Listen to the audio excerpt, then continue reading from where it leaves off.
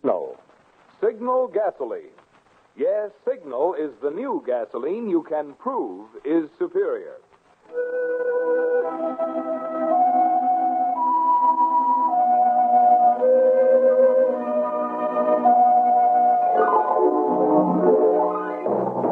The Signal Oil Company and your neighborhood Signal dealer bring you another curious story by The Whistler. Tonight, Death Wears a White Robe.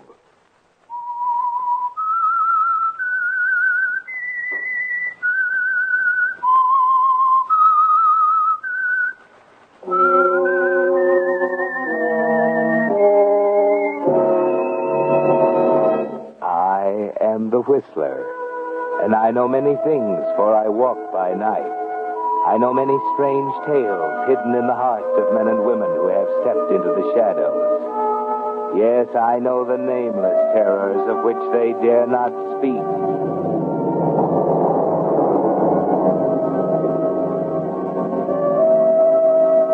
The cabin high on the slope of Bald Mountain had always been an important part of the marriage of Sam and Leah Wixon. A successful marriage on the surface. Only two people had any reason to think otherwise. One was Leah herself, and the other was her best friend, Suzanne. Leah and Sam had met at the cabin. Their romance had begun there.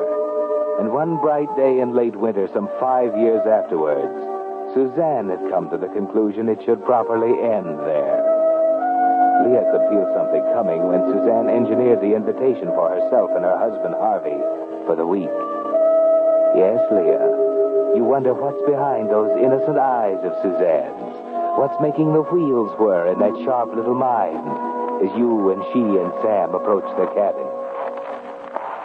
Lucky there's a crust on the snow today. Never make it otherwise. Well, these snowshoes are fun. Suzanne, darling, do let Sam carry that suitcase. Well, he's already carrying yours and his. I'm not crippled. There's an idea, Leah. On what? On how to win men and influence them. Well, if I was a strong, rangy type, I'd carry one for you, dear. You know I'm not athletic. Well, a strong, rangy type definitely has her points. Well, stack your snowshoes over in the corner there. Yeah, everything seems to be just as we left it. No bears? Not a bear. Well, now where's the key to the shack? Yeah. Oh, what a beautiful spot. I'm sick just thinking what Harvey and I've missed not coming up here. Well, I wanted to have you up several times. We've just never been able to work it out, dear. Have we, Sam? No.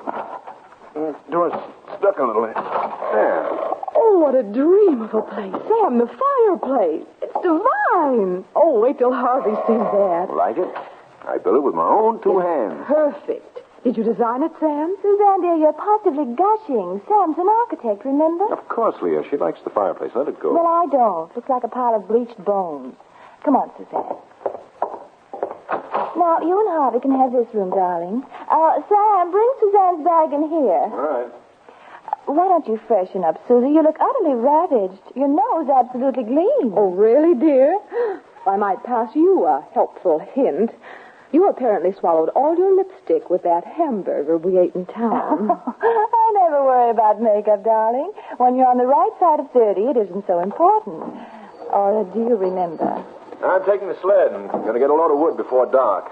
Oh, Leah, you better show Suzanne where the linen closet is so she can get her bed made up. Oh, can't we help? Oh, no, thanks. Oh, Sam, what a cute bell on that sleigh. Well, back home in Connecticut, we always had a bell on the sled that brought in the Yule log, and I thought it was a cute idea, so I put one on this. You have such nice ideas, Sam.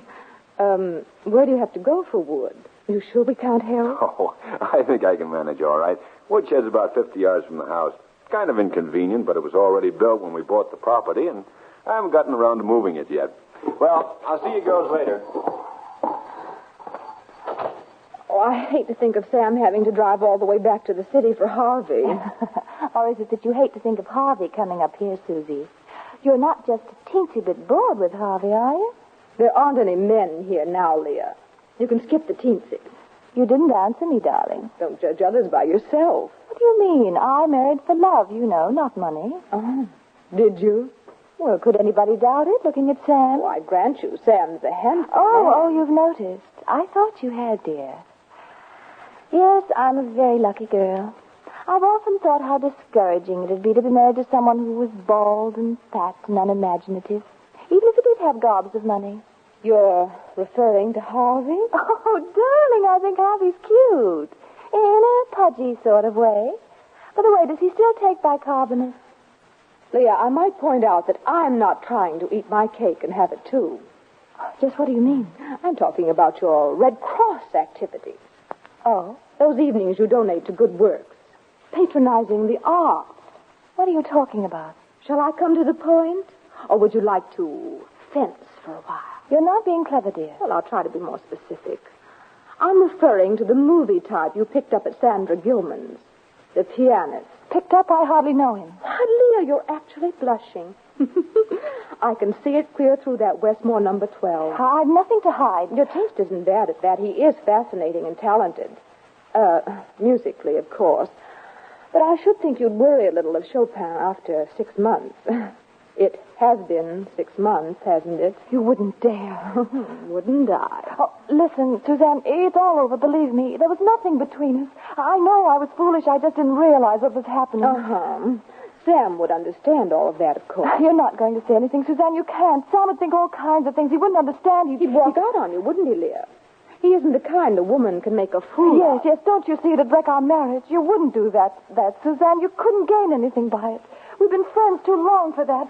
You can get off your knees now. I hate you. Of course you do. You always have. You're just trying to get back at me. You've been waiting for a chance like this ever since Sam and I were married. You love him, don't you? You've been in love with him for years. I didn't say that. But it's true. And you think this is your opportunity. But you won't tell Sam what you found out. You won't. Do you understand? But, darling, you're so terribly dramatic. How could you stop me? I don't know. But I will, Suzanne. I will if I have to. Have to what, Leah? There's just the two of us here. And I'm the strong, rangy, athletic type. Remember?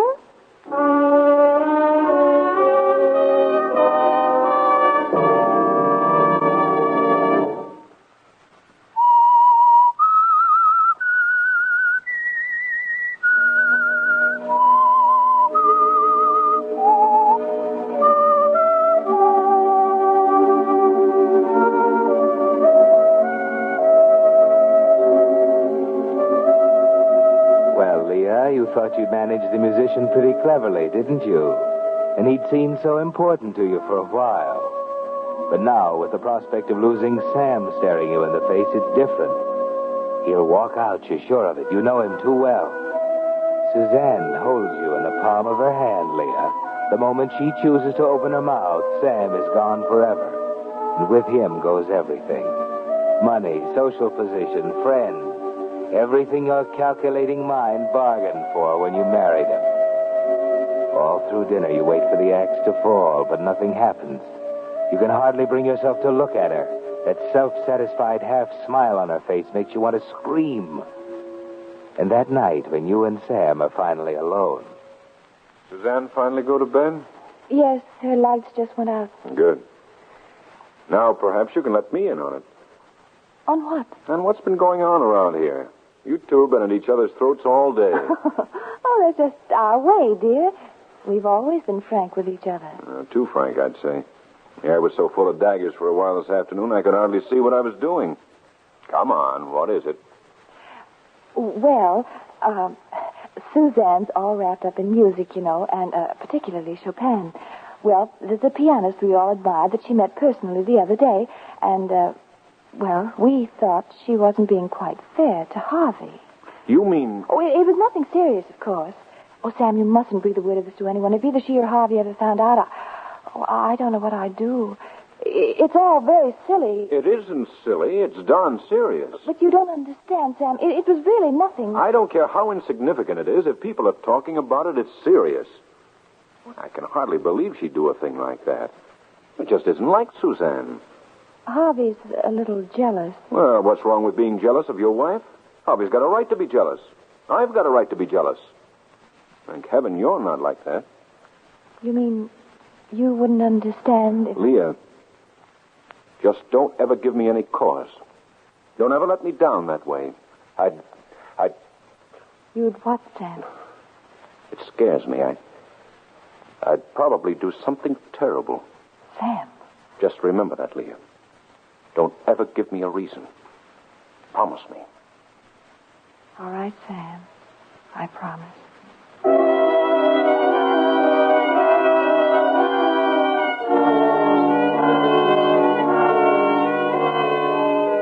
Pretty sure of yourself, aren't you, Leah? That was a dangerous step to take. But it's your word against hers, after all. Perhaps you have something else in mind, something involving the day and a half the two of you will be alone in the cabin, while Sam goes back to the city to pick up Harvey. They say the best defense is a first-class attack. Maybe that's why you seem to have regained a little of your old self-confidence the next morning, as you and Suzanne go out to the shed for firewood an hour after he's gone. Well, don't stand there, Leah. Help me with the door. Take your time. We've got a day and a half. Oh, wonderful. What? Oh, you've got the strength of a horse. You're pretty chipper this morning, aren't you? I'm delirious with excitement. A day and a half all to ourselves. It's a grim prospect. Well, are you going to stand in a corner and rhapsodize, or are we going to get some wood? Oh, all right. I don't see why you're fussing so about wood. There's enough in the box in the house. To last a couple of hours. Can't understand why Sam had this wood stack clear up to the rafters. Can't even reach the top. Oh, here's one that's loose. What are you doing? Look out! What's the matter? Don't be a fool. You'll kill yourself. Do you want that mountain of logs to crash down on Oh, you? don't be ridiculous. You move those centerpieces and the whole pile will fall. Nonsense. Why? Look out! There, you see? Nothing happened. The Lord looks out for drunks and fools, darling. Hussies, too. Wait a minute. That just about does it. I've taken about all I'm going to take from All you. right. You want it straight from the shoulder, and I'll give it to you that way. I said you're a no-good little hussy, and I'll say it again. You've been taking Sam for a ride, and I'm going to make sure he knows all about it. Is that good enough for you? You're bluffing. You'll see whether or not I'm bluffing. You're so jealous of Sam and me you can't see straight. I can't say I blame you staring at that moon-faced husband of yours across the breakfast table every morning. You're so miserable yourself you can't stand happiness in anyone else. But you're not going to get anywhere. Sam would never believe you in a million years. I'm not asking him to believe me, dear. What do you mean? Sam ought to recognize your handwriting and your personal stationery readily enough. Oh, you should have known better, Leah. But you weren't quite yourself at the time, were you? What are you talking about? A letter, dated September 18th. Something about you and Arturo meeting in the lobby of the Metropole at 8 o'clock. Where is it? Oh, never mind where it is. I have it. Where did you get it? Oh, I bought it. Arturo was quite attached to it. But he had his prize. Oh, you cheap, unscrupulous. Oh, you didn't really think I wouldn't come prepared, did you? Oh, Leah, dear, how can you be... Put down that axe. Do you hear me? Put down that axe. I'll kill you. Oh, no, you don't. Listen, you won't. Give me that axe. Do you hear me? Oh, there. That's better.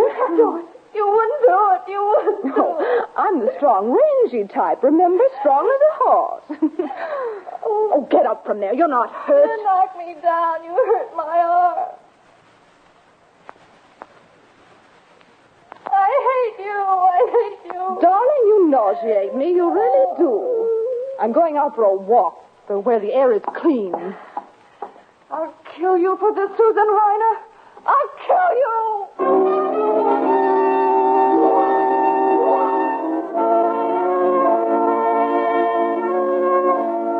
And you could do it, couldn't you, Leah?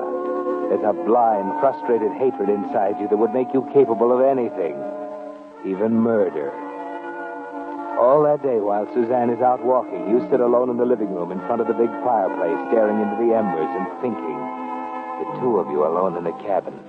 It would have to be perfect. The slightest indication that it wasn't an accident and you'd be done for. There simply wouldn't be any other suspects. Yes, Leah, it would have to be perfect or it couldn't be at all. Perfect. Perfect. Thinking, dear? Oh, when did you get back? Just now. I made a great to-do about slamming the door and throwing off my snowshoes, but you didn't budge an inch. What's on your mind? Nothing. That's as it should be. Where have you been? Over to the West Slope and back. You should have stayed longer. Oh? You might have been caught in the storm. Storm? Don't be silly, dear. The sun was so bright on that snow you could hardly look at it. The radio said we're in for a bad storm sometime tonight. I just turned it off. That raises a delightful possibility. What's that? Sam and Harvey may be delayed, dear. You and I may have several more charming days together here on the mountain. How's the food situation? There's plenty. Oh, that's good. Speaking of food, what about dinner? I haven't thought about it. There's coffee on the stove. Will you join me in a cup? Thanks, no. Oh, it's a shame to waste that gorgeous fire, isn't it, dear?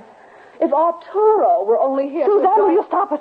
You've made yourself perfectly clear. I know what you're going to do, and I know how you're going to do it, and there's nothing more to be said. I can't stand this jabbing and picking any longer. I can't stand it. On second thought, I'll make my own coffee. It's safer that way.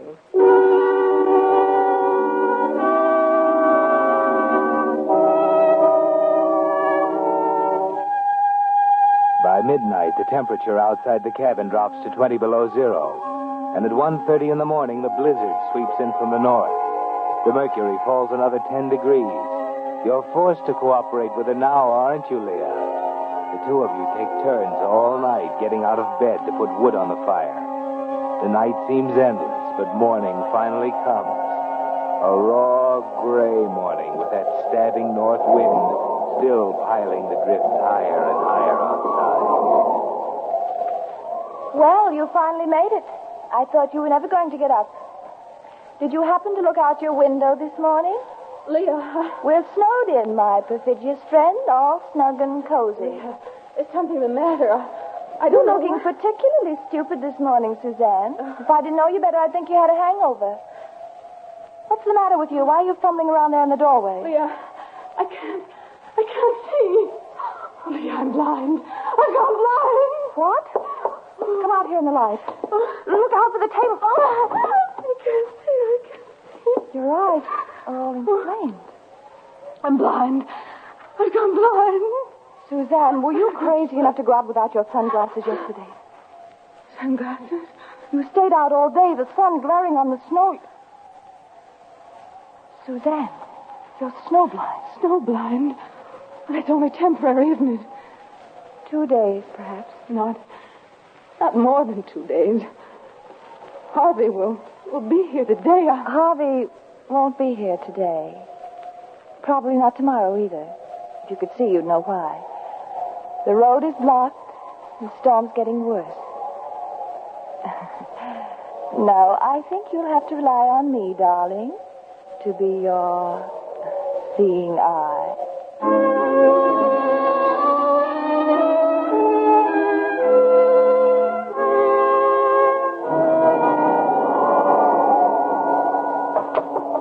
Suzanne, unlock the door. You'll have to come out of your room sometime. You'll freeze to death in there. Well, you do have a large mouth, Suzanne, but it doesn't extend as far as you've daubed that lip. You're cruel, Leah. You'd like to see me like this. You think it's funny. It will go away, though. You said so yourself. I'll be all right tomorrow. I'll be able to see tomorrow. I'm not afraid of you, Leah. Afraid of me? Oh, well, why should you be? Let me guide you to a chair by the fire, darling. Don't touch me. I can get there. I can feel my way. Oh. Better let me help you, darling. No. I'll just sit right here. Well, now, what are we going to have for dinner, huh? How about a couple of nice poached eggs on toast and a steaming cup of coffee? I don't want anything. Oh, but it's all cooked. Here. Smell good? I don't want any. Well, you haven't eaten since last night, dear. You've got to have food. Look, you're shivering. You don't want any. You're cold, darling. Couldn't you possibly force just to swallow this hot coffee down? Do you a world of good. Here, smell. Good? All right. I'll take the coffee. That's better. Here, I'd better warm it up from the kitchen. You know, I never really explored this cabin until today. There are all kinds of interesting things in the cellar. Sam's really quite a trapper, you know. All his equipment's there, the scrapers for the skins, the frames, the traps. There you are, dear. I put sugar in it. And a big box of some kind of arsenic he uses to cure the hides. Arsenic? Uh-huh. Gets rid of the vermin. Come on, dear. Drink up. Do you good. No, I don't want it. Take it away.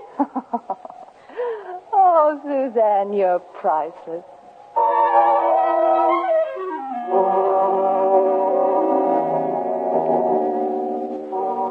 No, Leah, that would be too crude, wouldn't it? It would never work with inquisitive examiners and autopsies.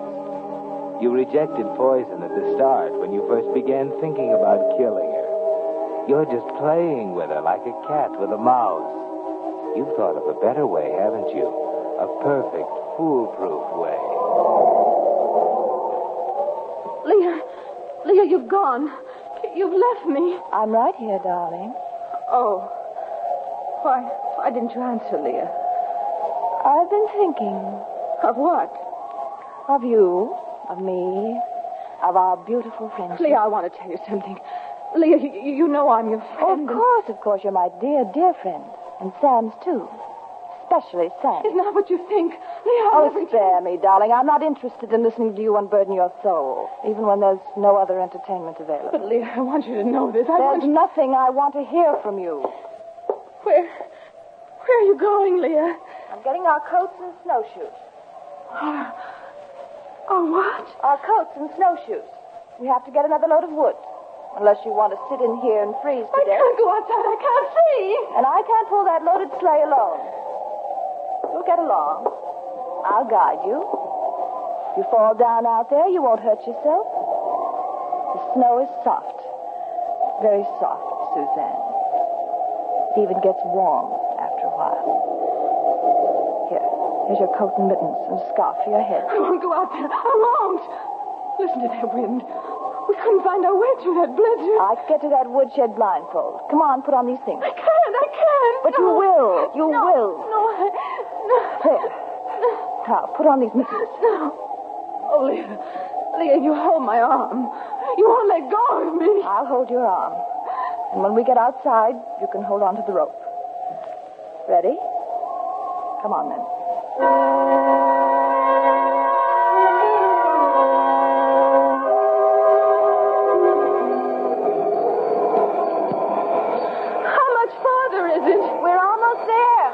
It seems so much farther than before.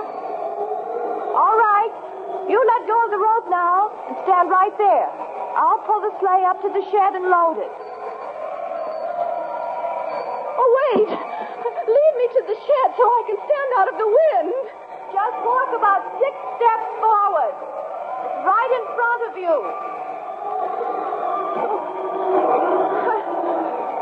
I must be walking in the wrong direction. I haven't come to the shed. Leah! Answer me, Leah! Where are you, Leah? Are you in the shed? I don't hear you. I don't hear the bell, Leah. Oh, Leah, you're leaving me. You're leaving me out here to die. Oh, Leah, come back, please. Oh, please, Leah, please come back. Come back. Oh, which way? Where did you go? Answer me. Oh, Leah, listen. Leah, what I said about telling Sam, I won't. Honestly, I won't. I was never going to. There isn't any letter. Oh, you're my friend, Leah. I'm not in love with Sam. I'm not in love with him. You're my best friend, Leah. You believe me, don't you? You believe me. Answer me, Leah. Answer me.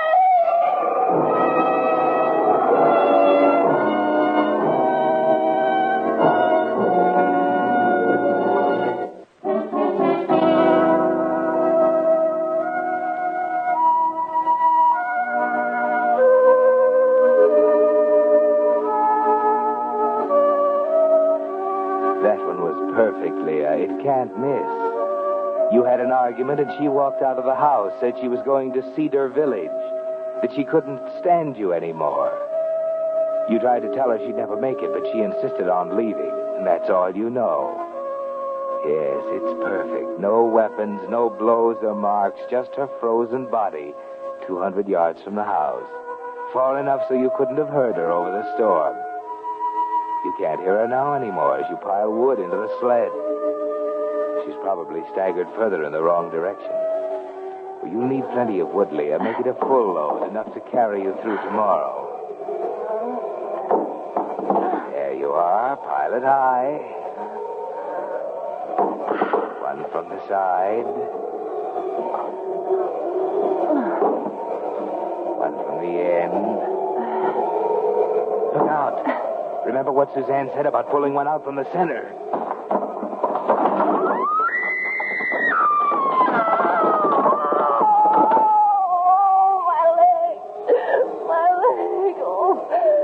Broken. I can't move. Suzanne. Suzanne. Oh, please, God, let her hear me. Suzanne. The door. Oh, don't let the door go shut. She'll never hear me. Suzanne. Over this way, dear. You've got to hear me. We'll both die. The door. No. Suzanne. Suzanne.